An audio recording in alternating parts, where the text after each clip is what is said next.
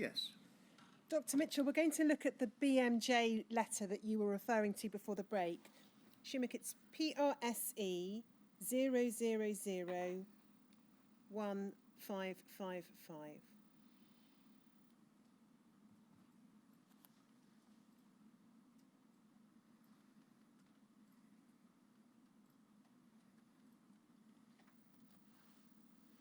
And if we could zoom in on it.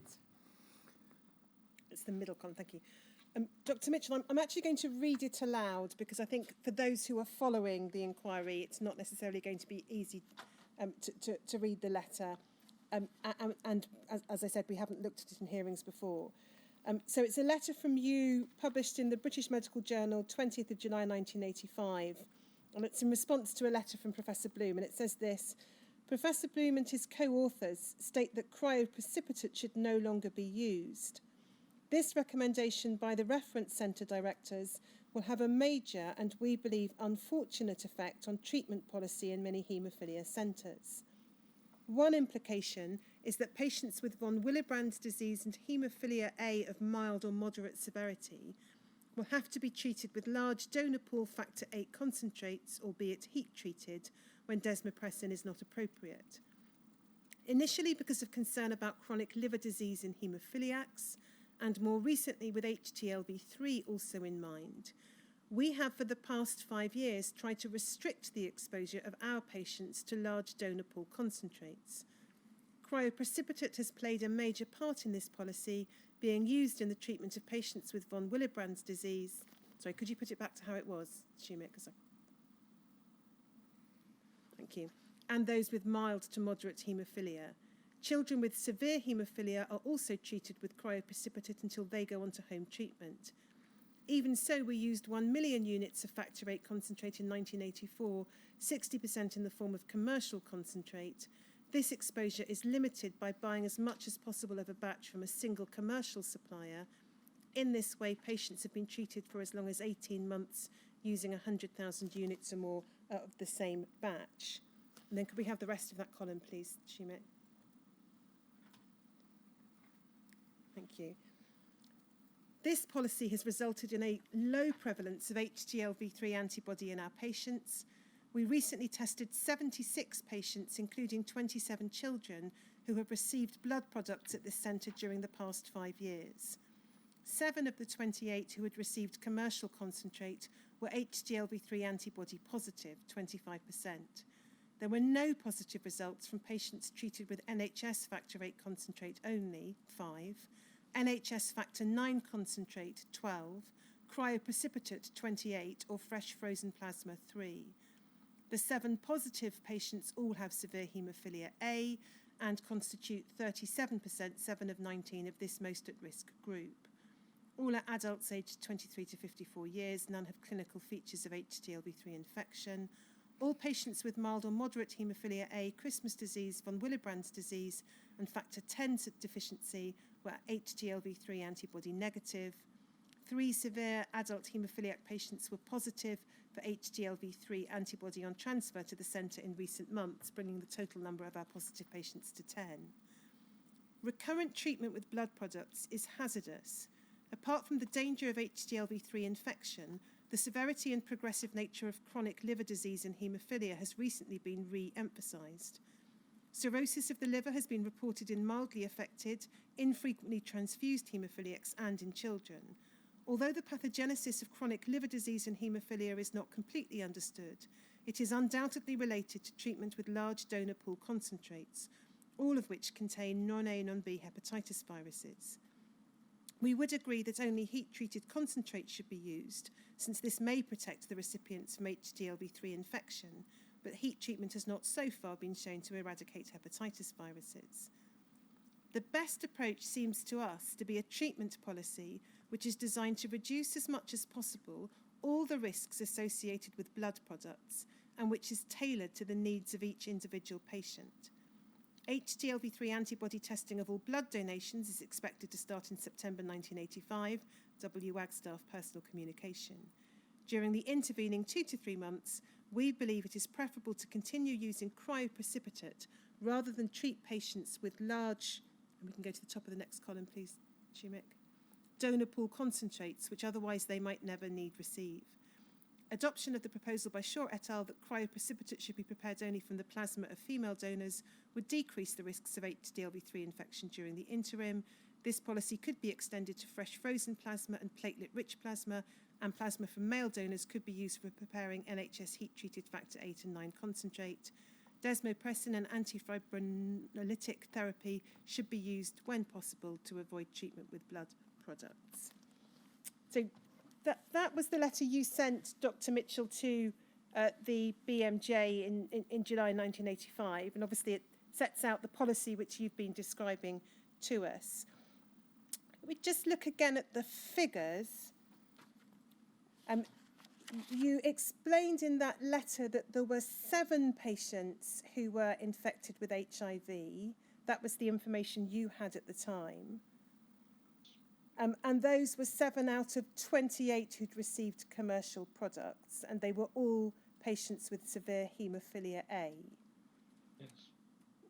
None of the patients who'd received only NHS factor 8 seroconverted to HIV. No. Can I point out perhaps that the way we've divided it up there, it's the patients, the 28 who receive commercial concentrate are patients who receive commercial concentrate at any time. So that may well include some patients with mild or moderate haemophilia who were treated before my policy came into effect. The patients with NHS factor VIII concentrate, that small group, have only ever received factor VIII concentrate. So the two groups are slightly different in that respect. One group is more all-embracing. So some of those 28 at the time of this letter may actually have been transferred over onto NHS concentrate, but they had a history of having had commercial concentrate. And your statement tells us, your witness statement, that in fact there were 8 patients at the centre who were infected with HIV in consequence of their treatment there. So there was an 8th patient who was not referred to in the BMJ letter because that test result came in at a later stage in 1985. Yes, that's true. But all 8 were severe haemophiliacs, none mild or moderate, none with von Briliband, none with haemophilia B, and no children. Yes, that's right. There is a reference in one of the internal Cutter documents that we've got, which refers to a 17-year-old testing positive for HDLV3 in 1985. Do you know whether that's the 8th case or not? I don't want you to say anything that would identify any individual. He was actually 18, but yes. Okay. And do you recall whether that 8th patient was a patient who had received only commercial concentrates? I don't recall that, no. He certainly had received commercial concentrate.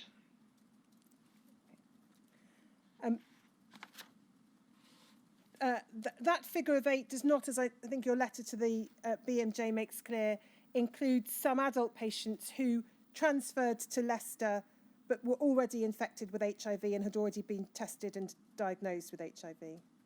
Yes, the letter's about the Leicester cohort, if you like. So I didn't include. We were a growing centre. Well, having started off from nothing at all, we were a growing centre, and we were getting people joining us. Some of whom lived nearby, in fact.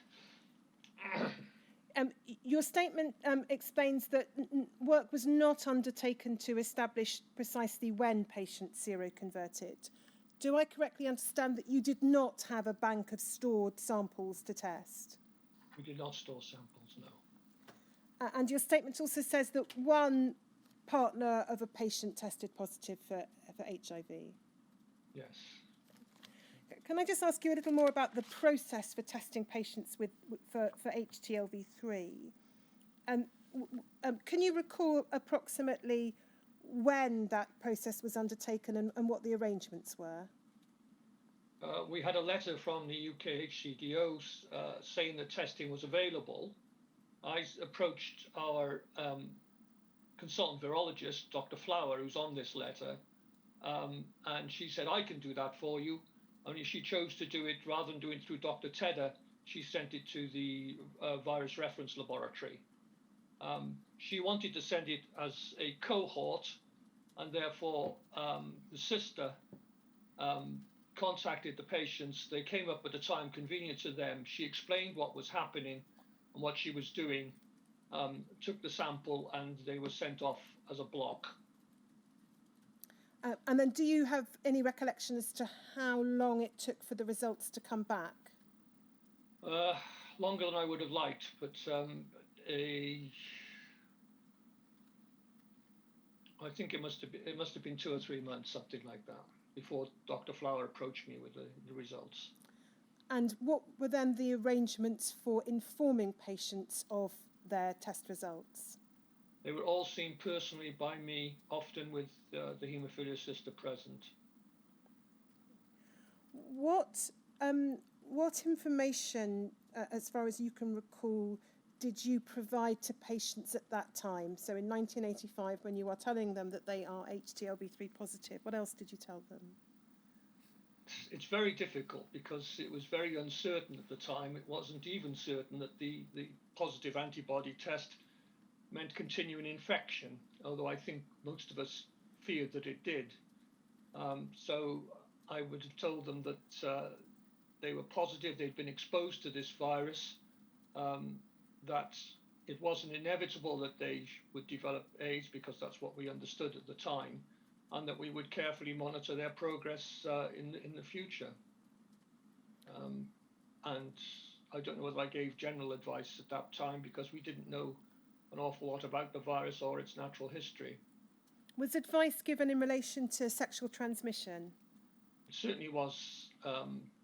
I can't remember if it was at the same meeting or a subsequent meeting, but it certainly, we gave them advice generally about sexual transmission and also about making sure that they cleared up any blood with domestic bleach and covered grazes and so on. We gave them general advice on how to look after themselves and others. And what, if any, arrangements were made to offer tests for family members? I said in a statement that I didn't think we'd done this, but I've been thinking about it, and we must have done, because I do remember meeting the person who was affected, and that can only have happened if, in fact, we did offer testing to relatives and sexual partners. So we must have done that. And my statement I think is an error. One of the regrets you've expressed in the statement was the absence of any form of psychological support or formal counselling for patients. What, if anything, was available in terms of such support? Very little. The hospital itself didn't have a clinical psychologist at that time. We had a social worker for a time. She was a pediatric social worker, but she's willing to see adults, but she was then withdrawn. I can't remember whether she was there at the particular time we're talking about, 84, 85. Most of the counselling was done either by myself or in large part by the haemophilia sister. What were the arrangements that were made for the ongoing monitoring of this cohort of patients who are HTLV3 positive and in due course for their treatment? We saw them regularly, I think sort of something like every 3 months, although of course they could always come to us if they did become unwell. We were able to monitor their T4, T8 ratios. They were all in good health at that time. When treatment became available, I think that 1 or 2 of them may have received AZT from whilst they were in the centre, but after that, when treatment became more advanced and more complicated and really outside my level of expertise, we referred them to Professor Carol Nicholson and Dr. Martin Weselka, the infectious diseases consultants, who were looking after HIV patients from other sources as well.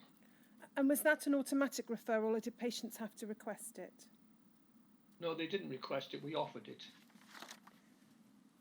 In terms of the arrangements for testing, before I ask you about the arrangements for testing for HCV, I just ask you about information provided to patients about non-A, non-B hepatitis.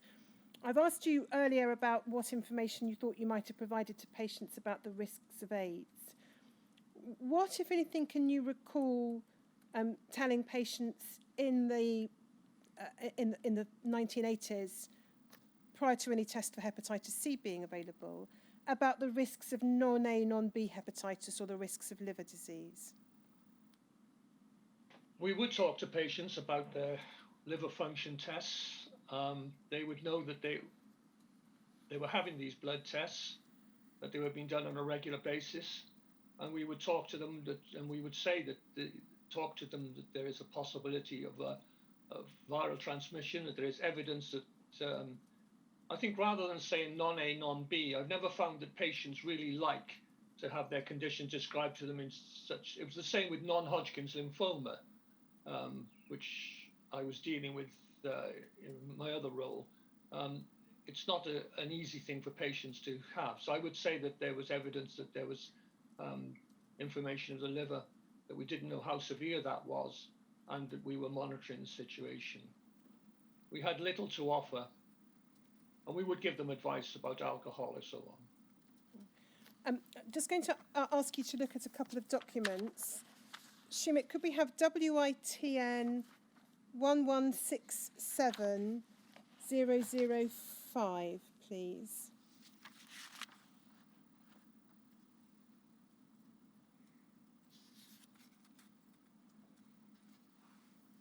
So we can see here, this is, again, it's an extract from some UK HCDO records, and it identifies chronic non-A, non-B hepatitis in 1982, and identifies, in fact, particular products and batches. And then if we could go, please, Shumik, to WITN 1167006.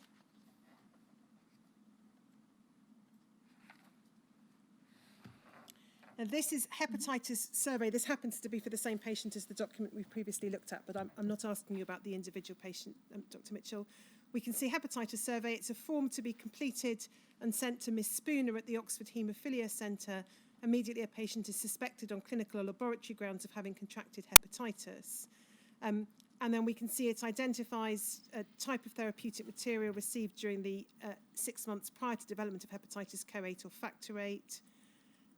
And then there are details of the symptoms and signs there set out, which include jaundice, discoloured urine, etc.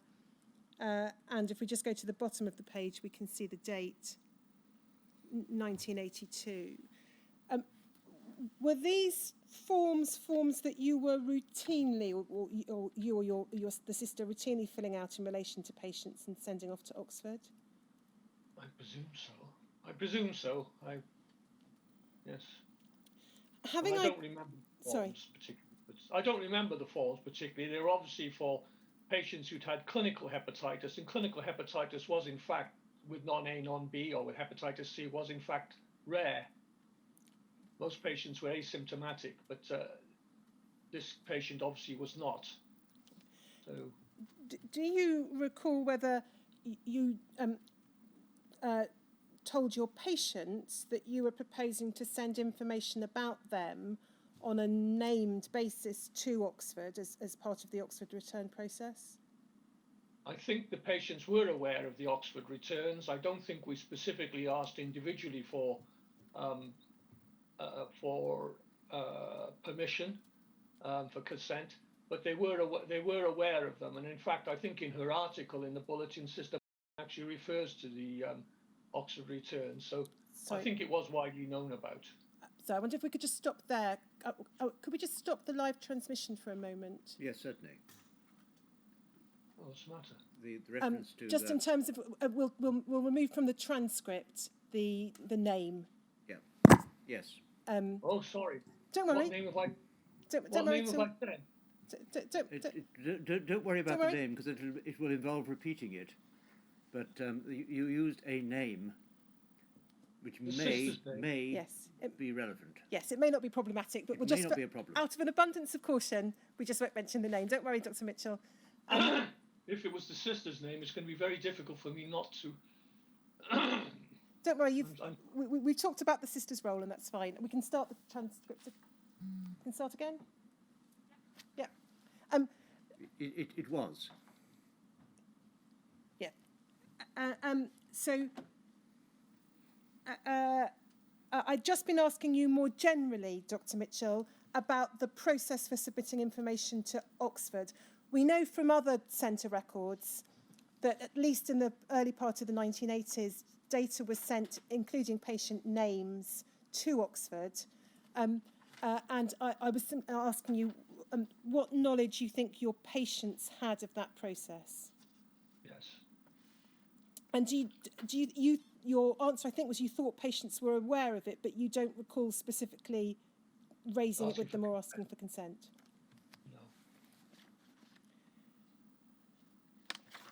No. In terms of the process of testing for hepatitis C, can you recall what arrangements were made for the testing of patients with hepatitis C? I think they were very similar, if not identical, to those that we'd used with testing patients for HTLV3 antibody. The sister contacted them, invited them to attend for the blood test, saw them, told them what the test was all about, sent the test off, and then I saw the patients individually to give them their results and to discuss the significance. And can you recall, this would have been, I think, the early 1990s, what information were you able to provide to patients, did you provide to patients about hepatitis C at that time? Well, it was somewhat similar in that, again, the complete significance of the antibody results was not known. There were even suggestions that this just showed exposure rather than continuing infection. But on the assumption that there was continuing infection, we would give them general advice.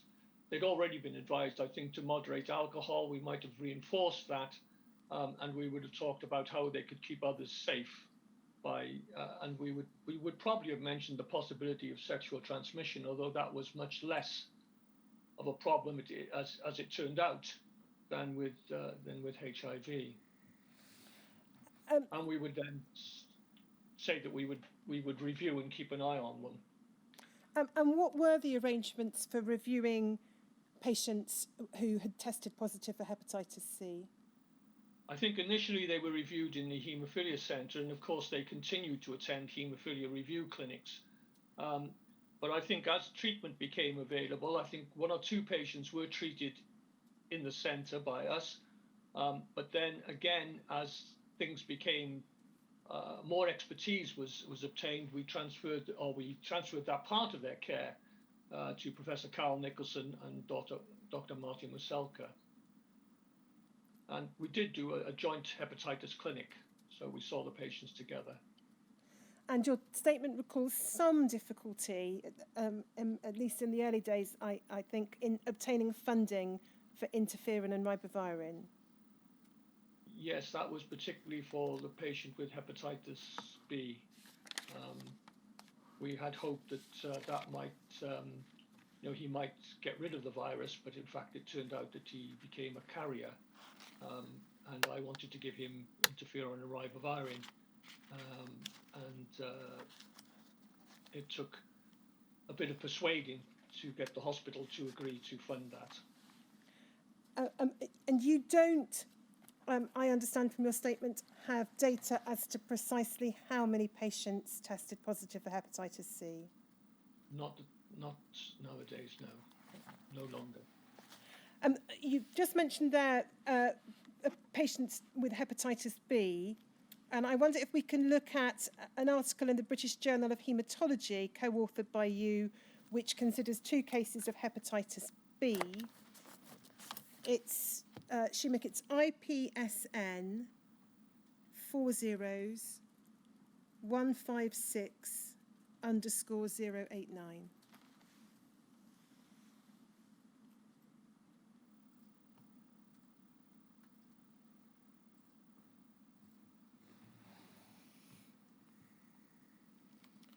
So this is an article from 1988 in the British Journal of Haematology, transmission of hepatitis by dry heat-treated factor 8 and 9 concentrates. And then there are two cases that you describe here of patients who were infected with hepatitis B following treatment with concentrates. Could you just briefly describe to us the circumstances of each case and the circumstances in which they were infected with hepatitis B? Well, one of them was a patient from elsewhere with mild haemophilia who required major open heart cardiac surgery. He had been treated in the past with cryoprecipitate and non-heat treated factor 8 commercial concentrate. He came along to us. One of our problems was that operations were always carried out in the other hospitals. So the orthopedic operations were usually at the Glenfield or the General, and the cardiac unit, the cardiothoracic unit, regional cardiothoracic unit was at Glenfield, which stretched us a bit. So we obviously gave him a trial of DDAVP and decided that was sufficient to take him through his cardiac catheterization, but it wasn't sufficient to take him through his major cardiac surgery. I had to approach the consultant virologist at that time to get access to hepatitis B vaccine, and he had to be tested to make sure that he wasn't immune because of previous infection. We gave him 2 doses of the hepatitis B vaccine, but the cardiac surgeons then said that they had to operate on him. They couldn't wait for the 3rd injection, 3rd vaccination. I should have said that we covered his catheterization with DDAVP if I said that. He had his operation, which was covered by heat-treated commercial factor 8 concentrate. When we came to give him the 3rd injection 4 months later, because it was second injection was 1 month after the first, and then it was another 4 months after that, he was found actually to be hepatitis surface antigen positive. So, and it was confirmed on repeat testing. The blood transfusion service tested the donors of the blood and platelet units he'd received during the course of the operation, and they were all negative. So there was circumstantial evidence, and I believe fairly convincing evidence, that he'd been infected from his commercial concentrate, heat-treated commercial concentrate. The other patient was a boy with severe Christmas disease. Because the parents were concerned about the risk of HIV, he was moved over onto commercial heat-treated factor 9 concentrate. They didn't want to wait until NHS heat-treated factor 9 concentrate was available.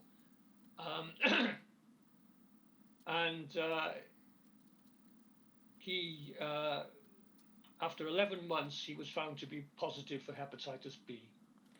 And we looked at the returns earlier for 1986, which showed some use of a commercial factor 9 concentrate, and that was in relation to this particular case. Just this one. Because the rest of your patients were treated with NHS factor 9 concentrate, unheated and then heated. Yes. And then in relation to the response of the pharmaceutical companies to these 2 cases, just want to look at a handful of documents with you, Dr. Mitchell. Could we have, please, Shimik BAYP 5010_071?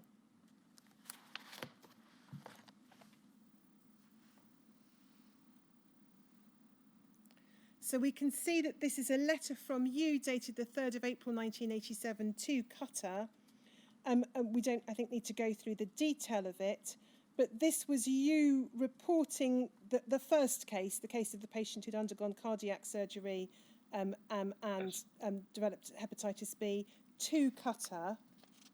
And then if we look at the response, that's BAYP 5010_105, please, Shumik.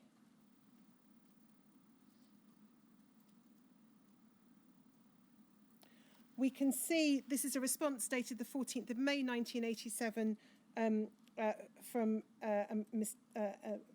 GM Aiken in Miles Pharmaceuticals.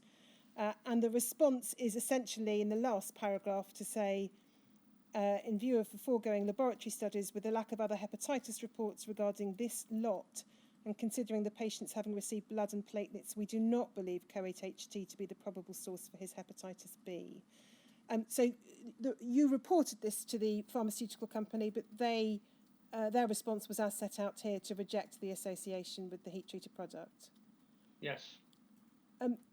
As I understand your statement in the article that we've just looked at, you remained of the view that it was the heat-treated product which transmitted hepatitis B in this case. Yes. And after you published your article, or after it was published, did you have any further response from the pharmaceutical company to the published article? No. And then in relation to patient 2, if we have BAYP 608_102, please.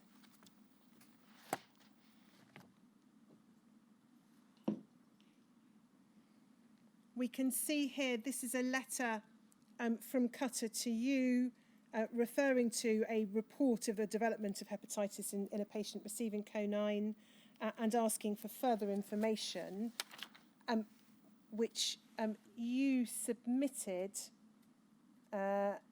We'll just look at BAYP 608_259.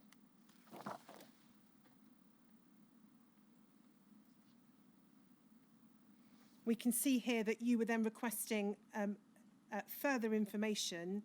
You requested information on the follow-up carried out on the batch of CO9, which was reported to have caused hepatitis B positivity in one of the patients, and it refers to the parents being keen to have further information.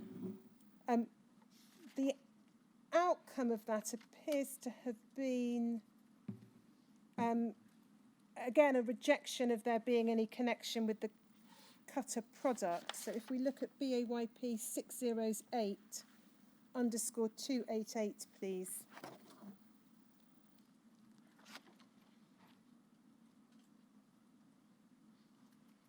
We can see this is a letter from Cutter to you, July of 86. It says, our representative has told us you're still awaiting information on the batch, and there's an apology for the delay in responding. And then it says, we confirm there have been no other reports of hepatitis related to the administration of this batch. The records confirm the batch passed all tests. And then there's a reference to the patient having received National Health Service products shortly before the first injection of CO9 heat-treated. And so that's the response that you received. Do you have any observations to make on the suggestion that the patient had received NHS products? But it was 11 months before he was found to be hepatitis B positive. So I don't, and he had been tested several times in the interval. So I don't believe for a moment it was due to his NHS product.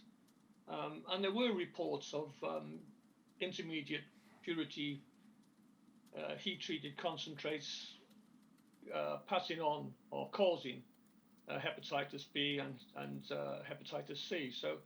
No, I remained convinced that it was due to his heat-treated factor 9. I thought there was one other thing when they referred to other people having had. No, not on this one. Yes. One of the other things says something about 6 other patients, but they certainly weren't Leicester patients. Yes, I'm not sure whether I've got the reference to that to hand, Dr. Mitchell. No. There is one other document I just wanted to ask you about. It's BAYP 608_338.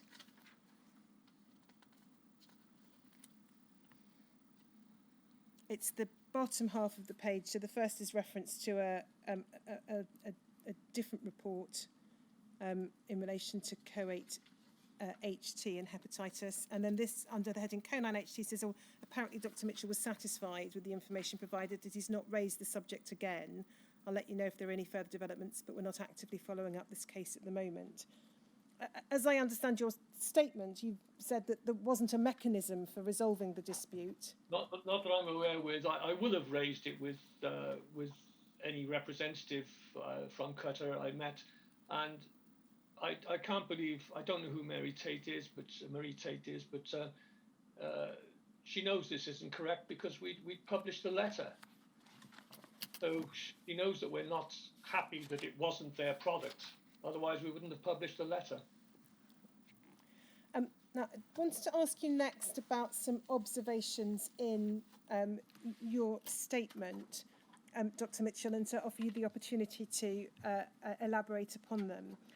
You say in your statement that you believe that heat-treated factor concentrates should have been made available sooner, and that concerns about liver disease should have led to much greater efforts to make safer products from the late 1970s. And you express the view that it took the HIV epidemic to motivate governments and plasma fractionators into doing so. That is very much a personal view. I think you were asking me for my personal view, and that was my personal view. That there seemed to be, to a certain degree, hurry and scurry after the realization about HIV, and a much more laid-back view about liver disease. And there was controversy. I mean, there were people like Professor Minucci saying for some years that this liver disease is non-progressive, and I think there were some reports from Manchester and elsewhere. But there are also people like the Sheffield Group and others who are emphasising the serious nature of liver disease. And this, as you've demonstrated in this inquiry, this wasn't a new thing. This had been going on for years. And I don't think that governments, fractionators, and blood transfusion services really took the matter seriously enough. But this is my personal view. There's one other, no doubt, personal view I wanted to invite your comment on that you expressed in an article in the Prescribers Journal. Shumik, it's WITN 3174004.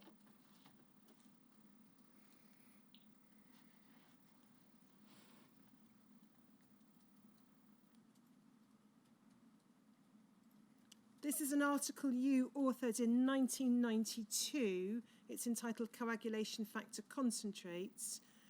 And I understand the context for it is a debate over higher purity products and their availability and the possibility of recombinant. Is that correct? It's actually an article which goes to primarily non-hematologists. It's a government publication which was sent to everybody licensed to prescribe in the United Kingdom. And the editorial board were clinical pharmacologists and pharmacists. It was they who insisted that there be clear identification of costs, for example. But I was trying to give people, perhaps who are not aware of coagulation factor concentrates, a basic understanding. That was really the purpose of it. And so we can see, picking it up under the heading cryoprecipitate, you refer to the discovery of cryoprecipitate and how for a number of years, how that was a major advance in haemophilia care, and for a number of years cryoprecipitate provided a safe and effective treatment for haemophilia A and von Willebrand's disease. You then go on under the heading intermediate purity products to talk about the inevitability of viral contamination. So you say this: producing batches of concentrate on this scale required the use of pooled plasma from thousands of donations so that viral contamination was inevitable. By the late 1970s, the dangers of hepatitis and chronic liver disease were becoming apparent. Most previously untreated patients who received the concentrate showed evidence of non-A, non-B hepatitis. And then the point you just made, Dr. Mitchell, attempts to reduce viral transmission became more urgent after the realization that HIV could also be transmitted by blood products. And then if we go over the page You then talk, and I'm not going to go through the detail of it, about high purity concentrates and recombinant. And then I just wanted to go to the last page and invite any further observations you have to make in your conclusion. You say this: the history of blood product use in haemophilia should convince us that only the safest possible treatment is permissible, and that economic factors cannot be the only or even the most important consideration. And then you go on to talk about high purity concentrates and the demand for those products and the demand for recombinant products. Do you have any further observations to add to the statement that you set out there, Dr. Mitchell? Well, I think I believe it to be true, but also it was perhaps a little bit of a response to the fact that the editorial board had insisted that I talk about the economic consequences in this article. So although I did that, I wanted to point out that although they're important, they're not the most important consideration. So it was, I suppose, a little bit of a rebuff to their response. But I mean, it was written for non-hematologists. Obviously, hematologists could read it, but it was meant for a much wider audience than that. So it was something I believed, and a bit about the relative impurity is really very similar to what Ted Tuddenham was saying to you when you talked to him about the impurity of concentrates. And in cryoprecipitate, for instance, you're giving factor VIII, which is almost a trace contaminant of the fibrinogen, fibronectin, and other proteins that are in that preparation. Is there something else that? No, carry on, Dr. Mitchell. Sorry? I'm sorry, I didn't quite catch that last bit because I spoke over you. I'm sorry, I'm just saying, is there anything else you wanted me to elaborate on? No, not in that particular article, thank you. Thank you. I want to just ask you more broadly about UKHCDO. You've described to us already that certainly in the 1980s, early 1980s, when you arrived, you were very much on your own. Do I understand, first of all, in terms of regional influences, were there any regular meetings with the other Trent-based centres or with the Regional Transfusion Centre or the health authorities? No. And in terms of UKHCDO, did you generally attend the annual general meetings? Yes. I don't know which was the first I went to. I don't, whether it was 1980 or later than that, I don't know. You've already told us that you didn't receive the reference centre director minutes or the specific working party reports unless they were sent out specifically to directors. To what extent did the AGM, the annual AGM, or the setup of UKHCDO in the 1980s allow the directors of smaller centres such as yourself to have a voice? Well, I imagine you could do if you were sufficiently determined, but I don't think it was actually encouraged.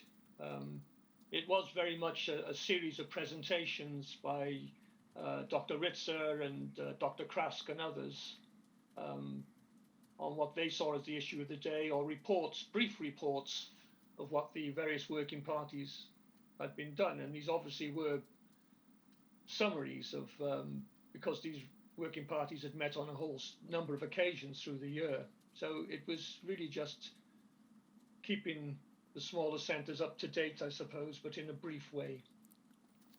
And then if we come forward into the 1990s, still on the topic of UKHCDO, if we could have, please, HCDO 40-248_013, please.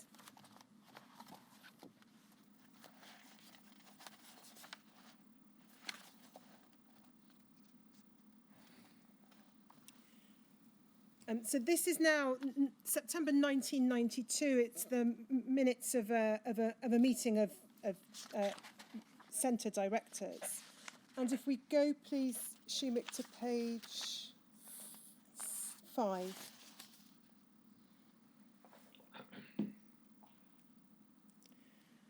we can see that under the heading 7 and the words rewrite, there was a discussion about the way in which haemophilia centres should be organised and funded. And if we pick it up in the long paragraph in the second half of the page, there's a reference to the aim of a document, this being a Department of Health produced document, to inform and remind purchasers that haemophilia care is both expensive and unpredictable. And then it goes on to talk a few lines down to definitions of a haemophilia centre and a comprehensive care centre. Designation of centres would not come under the jurisdiction of the Department of Health but would emanate from the peer group. And then there's a reference to a lively discussion. And you're recorded as querying the figure of 40 plus patients for the designation of a comprehensive care centre. There's then reference to Dr. Main saying it was inadvisable to set a lower figure because a figure of 40 severely affected patients would indicate and guarantee a centre would have full experience of all the complications of haemophilia care. But she indicated the figure was not rigid. And then you are recorded as expressing concern about the relationship between a haemophilia centre and a comprehensive care centre, feeling it could result in a loss of funds. And the conversation continues. Can you recall anything about this issue, this structural issue, and what your concerns were at the time? Yes, this reminds me. This was an initial attempt by the reference centre directors to reorganise their structure and the structure of haemophilia care generally, and I have no objection to their setting standards or enforcing those standards, but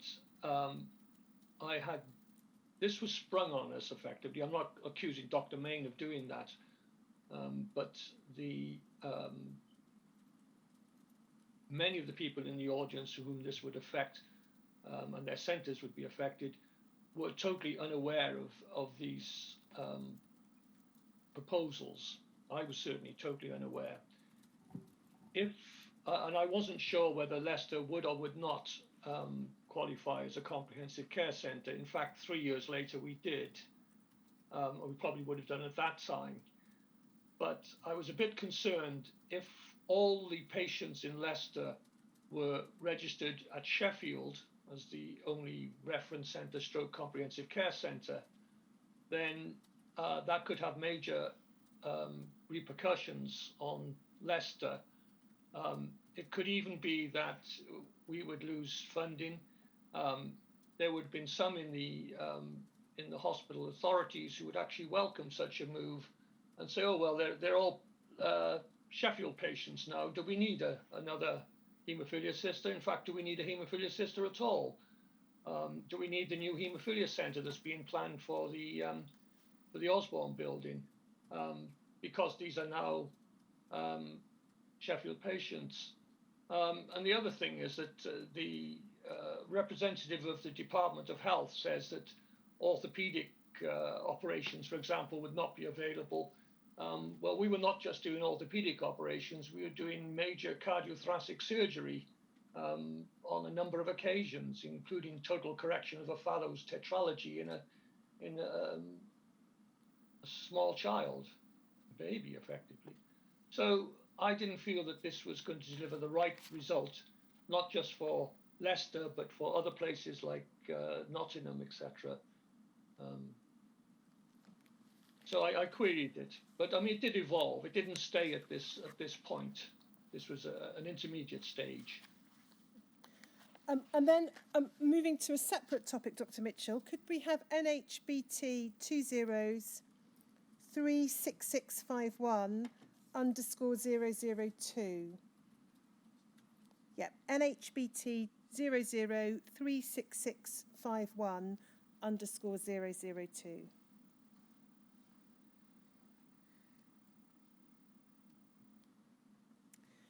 This is a letter dated July 1995 about the hepatitis C look back.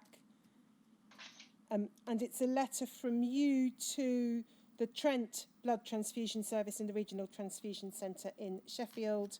And it says you've finally been able to locate some funding which you hope will enable you to make progress. It'll probably take us 2 to 3 months to trace all 100 patients who received infected donations.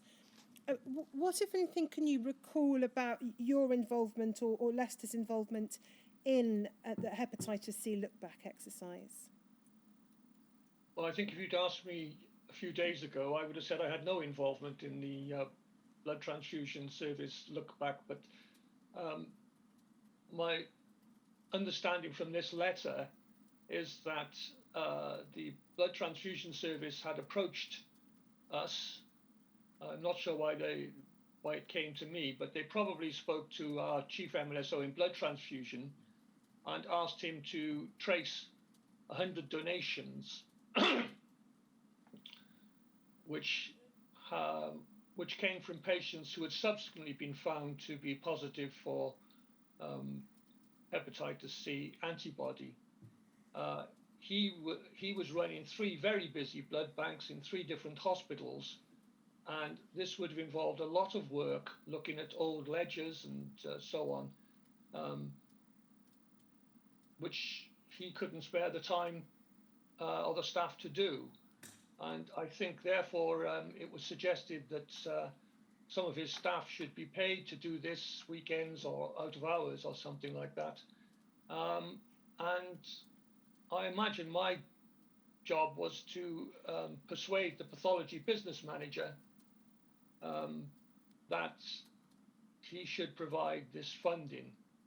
He would probably have said, this is a blood transfusion service, look back, why aren't they providing this? But so I was probably, if you like, a go-between. My last sentence, I think, is a little bit misleading.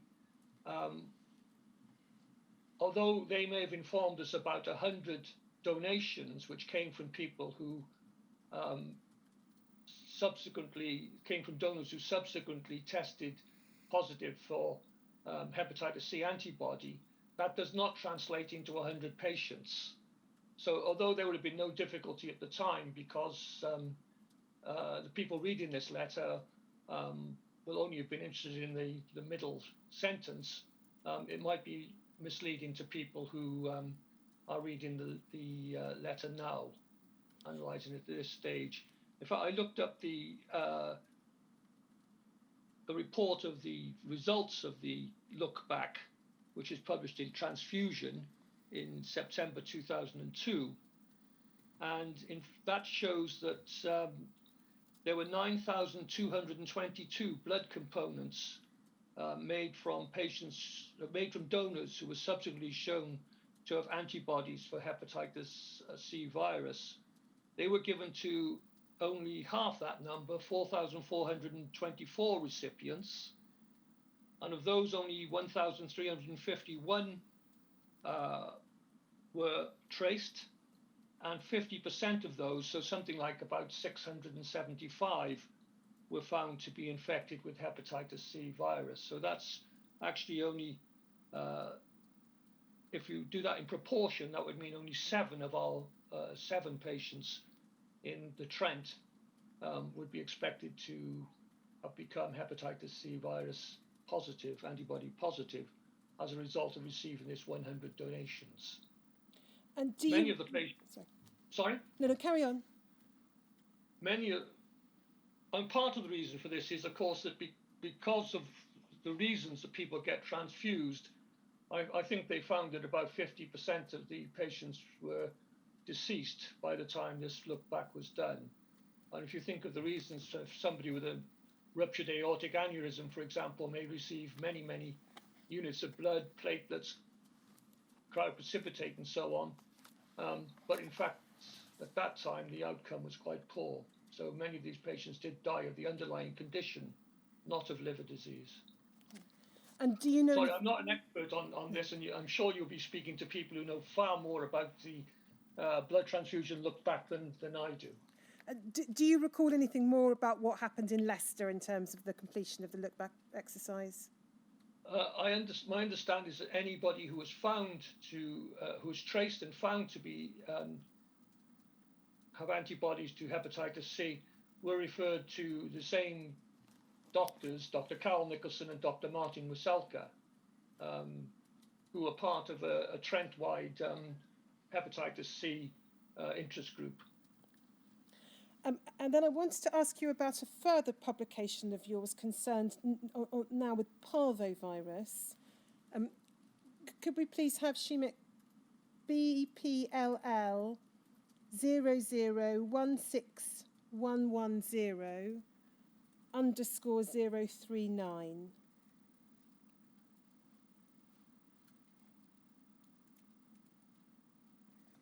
And if we look at a little closer at the bottom left-hand column, go down to the bottom of the page, we can see there's an article there, or a letter, symptomatic parvovirus B19 infection and heat-treated factor 9 concentrate.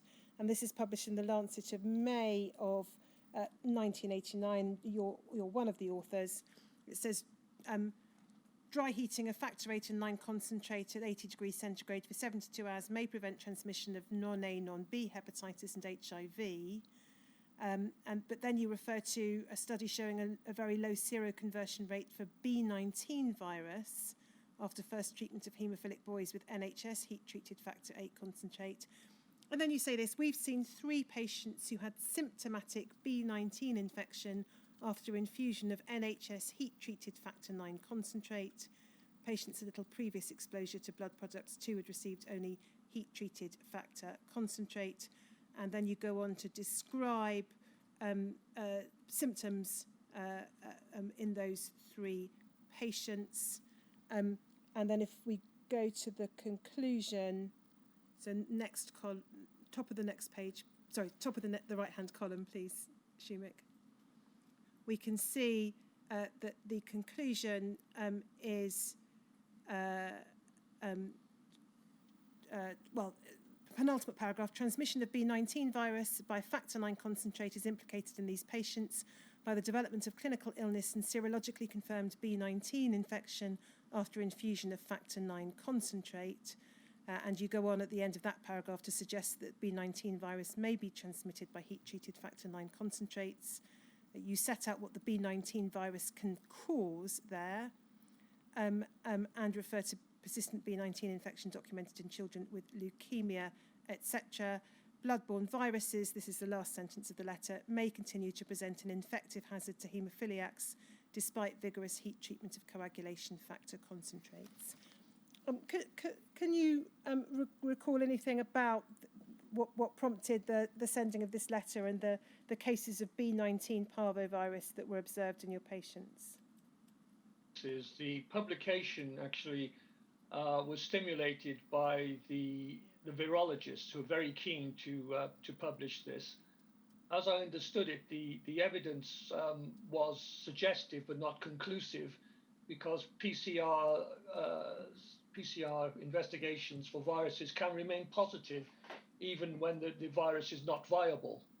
So the parvovirus could have been in the blood transfusions, been degraded by the virucidal treatment, but you might still get a positive PCR.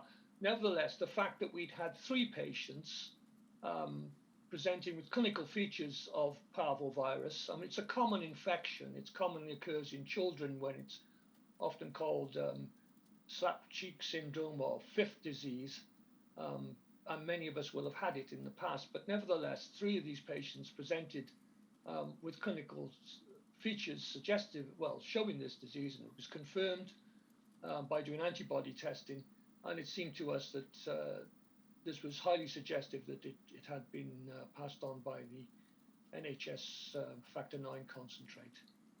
And to what extent was it a wider problem? Were these the only 3 patients you recall only 3 presenting? Patients we ever saw. We were very alert to viral transmission.